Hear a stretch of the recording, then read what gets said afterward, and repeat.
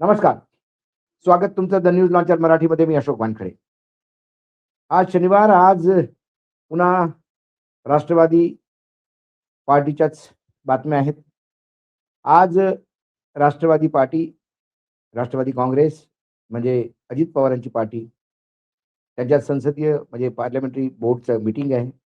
विधिमंडळाच्या मंडळाची मीटिंग आहे आणि त्यात ते नवीन नेता निवडून देणार. सुनेत्रा पवारांचं नाव ते समोर करणार. अशा छगन भुजबळ म्हणाले. परंतु तटकरे म्हणाले, की आम्ही अजून 1-2 दिवसांनी म्हणजे आम्ही अजून बारामतीला जाऊन सुनेत्राताईंशी बोलू आणि सगळं त्यांची परमिशन घेऊ.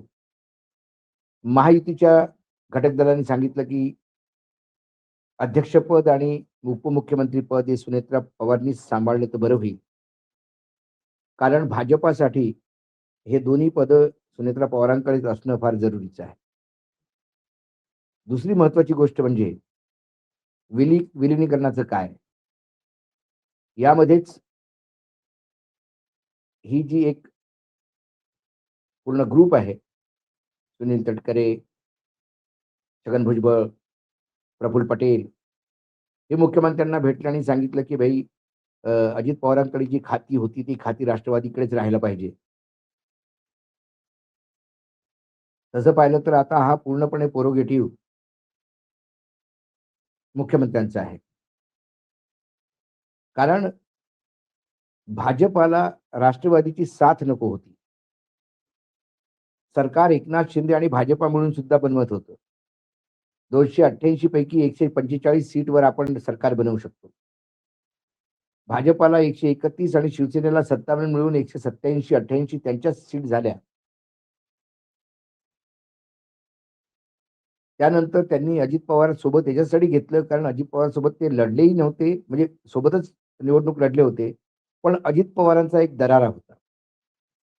अजित पवार आपल्यासोबत असलेले बरे, ते जर विरोधी पक्षात गेले, तर ते सळो की पळो करून सोडतील, अशी एक भीती होती. तो दरारा होता म्हणून अजित पवारांच्या टर्म्सवर अजित पवारांना हे आतापर्यंत सांभाळत होते. आता अजित पवार नाही, 40 आमदार आहेत. या 40 आमदाराची तसं पाहिलं तर या सरकारला जरूरत नाही. परंतु सगळ्यांना सुनेत्राताईच तिकडे उपमुख्यमंत्री पाहिजे आणि ही दुकानं चालली पाहिजे आपली, असं सगळ्याच मंत्रिमंडळातल्या राष्ट्रवादी पार्टीच्या मंत्र्यांना वाटतं. कारण जर दादा असते, तर या दोन्ही राजकीय दलाचं विलिनीकरण झालं असतं. या विलिनीकरणामध्ये 2 गोष्टी झाल्या असत्या. या तर सगळं मंत्रिमंडळच राजीनामा देऊन विरोधी पक्षासोबत बसले असतं. नाहीतर मग शरद पवारांच्या लोकांना इथे मंत्रिमंडळात ॲडजस्ट केलं असतं. अशा वेळेला मग अजितदादा पवारांचा कोटा फिक्स होता मंत्र्यांचा. त्यामध्येच जर शरद पवारांच्या आमदारांना ॲडजस्ट करायचं असतं, तर मग अजित पवारांच्या काही मंत्र्यांचा राजीनामा झाला असता. अजित पवार गेल्यामुळे आता ते राजीनामा कोणाची जी धुकधुक होती ती टळली. त्यामुळे सगळे मिळून सुनेत्राताईंनीच उपमुख्यमंत्री व्हावं आणि त्यांनीच आता पार्टी सांभाळावी. पण पार्टी सांभाळणं, दादा ज्या तऱ्हेनं पार्टी सांभाळत होते. राष्ट्रवादीमध्ये शरद पवार सर्वे होता.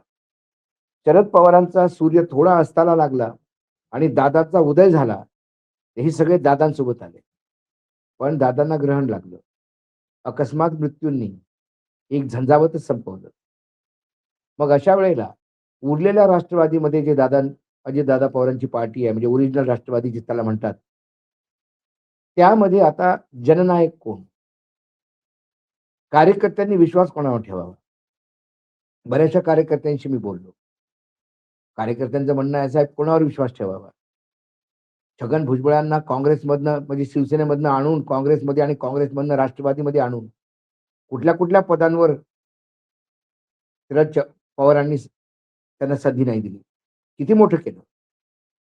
पण ईडी सीबीआयला घाबरून ते लगेच बीजेपी सोबत साथ द्यायला निघाले. प्रफुल्ल पटेलला तर ते एकदम लहान भावासारखे मानायचे. ते प्रफुल्ल पटेल सुद्धा ईडी सीबीआयला घाबरून पळाले त्यांना सोडून. हे सुनेत्रा पवार सोबत राहतील का कंटिन्यूस? हे आपली दुकानं शोधत राहतील, की जिथे दुकान सेफ तिथे आपण जाऊ. जिथे सत्ता तिथे आपण खाऊ. अशा कितीतरी गोष्टी महाराष्ट्रात मागच्या एका 24 तासात घडत आहे. आणि कित्येक वेळा असं वाटतं राजकारण किती निष्ठुर झालंय पहा.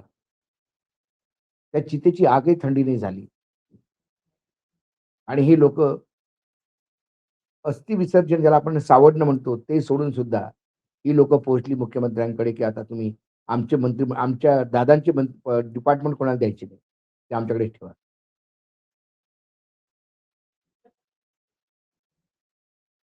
अधिकाऱ्यांशी बोललो, ते म्हणतात, की यावेळचं बजेट बहुतेक मुख्यमंत्रीच सादर करतील.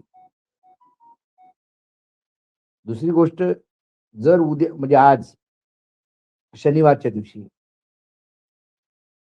जर हे विधिमंडळाने नेता निवडलं, मग त्यांना उपमुख्यमंत्री पदाची शपथ घेण्यासाठी पत्र द्यावं लागेल. मग राज्यपाल येतील का? आपल्याकडे ते राज्यपाल सध्या देवव्रत आहेत, आचार्य देवव्रत. ते गुजरातचे राज्यपाल आहेत. ते आपल्याकडे उधारचा सिंदूर आहेत. आणि आपले राज्यपाल जे होते सी-पी राधाकृष्णन, ते आता उपराष्ट्रपती झाल्यामुळे जागा खाली आहे. आणि दिल्लीकडे डबल इंजिनची सरकार असल्यामुळे तिथे गव्हर्नर दिला काय, नाही दिला काय, एवढं काही महाराष्ट्राबद्दल महत्त्व आता त्यांच्या मनात नाही. कारण महाराष्ट्राच्या नाड्या सगळ्या दिल्लीच्या हातात आहेत.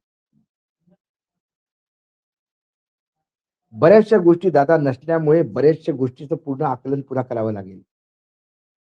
दादात हिंमत होती तर दादा सगळ्यांना आणत होते. सुनेत्रा पवार काय पुन्हा लोकांना जिंकवू शकतील का? आणि दोन्ही राष्ट्रवादीचं विलीनीकरण नाही झालं, तर मग एका राष्ट्रवादीमध्ये शरद पवार आणि एका राष्ट्रवादीमध्ये सुनेत्रा पवार. मग ही जोडी आपल्याला बलाढ्य वाटते, की हे काय विजोड झालं हे सगळं.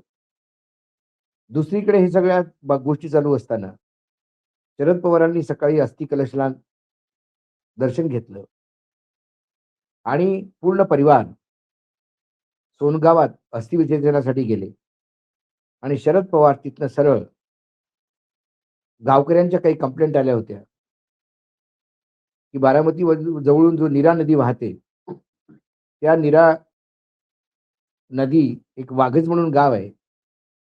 त्या गावात अधिकाऱ्यांना आणि शेतकऱ्यांना घेऊन ते त्या नदीचं पाहणी करत होते, कारण तिथं प्रदूषणाचे बरेचसे कंप्लेंट आल्या होत्या. सगळीकडे चर्चा हीच होती. दादा गेले आता बारामतीचं काय? बारामती अनाथ झाली. एकेकाळी शरद पवारांनी बारामती गाजवली. बारामती म्हणजे शरद पवार. पण शरद पवारनी जेव्हा अजित पवार समोर आले, तेव्हा अजित पवारांच्या हाती बारामतीचे सूत्र देऊन ते राष्ट्रीय पातळीवर कामाला लागले. आता अजित पवार नसल्यामुळे पुन्हा शरद पवारांनी सूत्र आपल्या हातात घेतली का? अशी चर्चा चालू आहे. आणि मग बारामतीकरांना आज इमोशनल इश्यू आहे. दादा गेल्यांचं दुःख सगळ्यांना आहे. पण भविष्याची वाटचाल सगळ्यांनाच पाहतात. दादा गेल्याचं दुःख मंत्रिमंडळातल्या मंत्र्यांना नाही असं नाही. पण त्याच्यापेक्षा आता मोठा प्रॉब्लेम आहे, की आपलं भविष्य काय? आणि त्या भविष्यासाठी आपली दुकानं कंटिन्यू चालू राहावी म्हणून लगेच सुनेत्रा पवारांना उपमुख्यमंत्री बनवून आपण आता राहिलेले 4 वर्ष तरी काढावे. पण पार्टी अशी चालते का? त्यांच्यावर वचक कोणाचा असणार? दादांच्या नुसत्या पाहण्यामुळे लोकं बसायची चूप. ती ताकद सुमित्राताईंकडे असणार का? बऱ्याचशा गोष्टी आहेत. बऱ्याचशा गोष्टी चर्चा चालू आहे. प्रत्येक क्षणाला नवीन-नवीन बातम्या येतात आणि प्रत्येक बातम्यामागे कोणाचा ना कोणाचा इंटरेस्ट असतो. भारतीय जनता पार्टीनं सुनेत्रा पवार उपमुख्यमंत्री झाल्या आणि पार्टीच्या अध्यक्ष झाल्या, ते सर्वात जास्त सोयीस्कर होईल. दोन्ही राष्ट्रवादी अलग-अलग राहिल्या, तेही त्यांना जास्त सोयीस्कर होईल. काही दिवसांनी काय ही राष्ट्रवादी बीजेपीमध्ये मर्ज होईल का? कितीतरी प्रश्न आहे. कारण प्रामाणिकता, लॉयल्टी ज्याला म्हणतो आपण, इमानदारी, ही आता महाराष्ट्राच्या राजकारणात दिसते कुठे? महाराष्ट्राच्या राजकारणात दिसते ती अपॉर्च्युनिस्ट लोकं. चान्स पे डान्स करणारे नेता आहेत. त्यामुळे उद्या काय आहे गर्भात हे कोणालाच माहीत नाही. आज सुनेत्रा पवारांनाच मुख्यमंत्री, उपमुख्यमंत्री करा म्हणणारे, उद्या स्वतःचे नाव चालवू शकतात. आपण एकनाथ शिंदेंना पाहिलं ना, उद्धव ठाकरेंनाच मुख्यमंत्री करू म्हणणारे, उद्धवच्या कधी खांद्यावर पाय ठेवून मुख्यमंत्री झाले, हे उद्धवना कळायला वेळ लागला. अजित पवार जे शरद पवारांना वडिलांच्या जागी मानायचे, ते कधी त्यांना सोडून तिकडे गेले शरद पवारांना कळलं नाही. बऱ्याचशा गोष्टी राजकारणात होतात आणि महाराष्ट्र तर फार बदनाम आहे या गोष्टीसाठी. पाहूया काय होतं. आज एवढंच. पुन्हा येतो काही विषयासोबत. नमस्कार. पाहत रहा न्यूज लॉन्चर मराठी.